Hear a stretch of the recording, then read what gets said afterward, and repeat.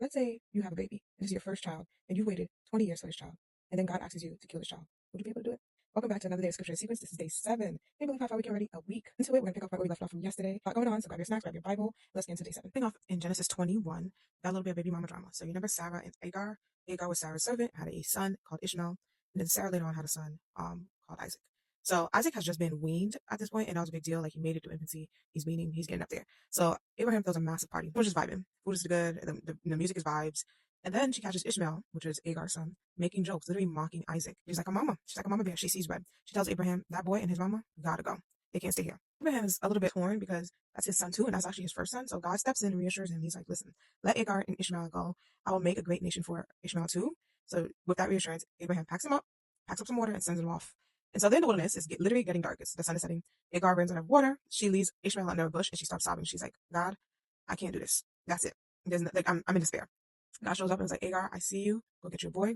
I got plans for him. And then he provides a well, saving them from dehydration and death. Provided a whole well out of nowhere. They were in the middle of the desert. Like, this is why water is so important, actually. Like, they are in a desert. Water is scarce. To give someone water or to run out of water is a big deal. On in Genesis 21, Abraham gets a visit from King Abimelech. If you remember Abimelech, Abraham had tricked him. Basically said Sarah's his sister when she wasn't. So he comes back and he's like, hey, no funny business. I just actually genuinely wants to make a deal between us and our kids. And Abraham's like, bet we can make a deal. But first, let's talk about the well that your guys stole. You remember I said water is important. They're in a desert.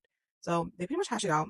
He's like, because King of Abimelech is like, I don't know who started this well, but they hashed it out. Abraham plants a tree to honor God for the peace. Abraham claims this well. Remember, Abraham was promised that this land is his, and right now there's foreign people there, and he's the stranger right now. So him slowly getting land, like he marks his tree, and King of Abimelech agrees that this is your well, this is your property. That small piece of property is already him starting to claim the promised land. Like, now in Genesis 22, we get some testing going on. So this is where it gets a little intense. So God comes to Abraham and is like, take Isaac, the son that you love, the one that you waited so long for, and go offer him as sacrifice. Can you imagine? Like, you told me I waited all this time for this son. Now you want me to sacrifice him? But Abraham was faithful. Literally, I just like put it into perspective. He waited 100 years for his son. He was 100 years old when he had that child.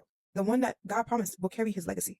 But Abraham doesn't argue his faith. And I think it's because he really had faith. He was like, well, God, you told me he was going to carry my legacy. See, I don't know what you're about to do up there, but I know I'm coming back down with Isaac. He was like, so they get up early in the morning. He's on his way with Isaac, 2 servants, some firewood. Isaac, he's observing. He's like, Dad, we got the wood, we got the fire. Where's the lamb? Like, he's already getting a little suspicious. Abraham's response is God will provide it.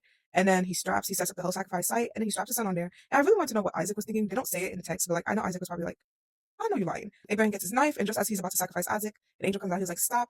I know you trust me. A ram appears in the bushes. Isaac is spared. They killed the lamb. I've read some commentaries on this, and it said that Abraham fully trusted God to the point where, like, one commentary I remember reading was like Abraham fully believed that God was about to resurrect Isaac. Like, he didn't think, he knew he was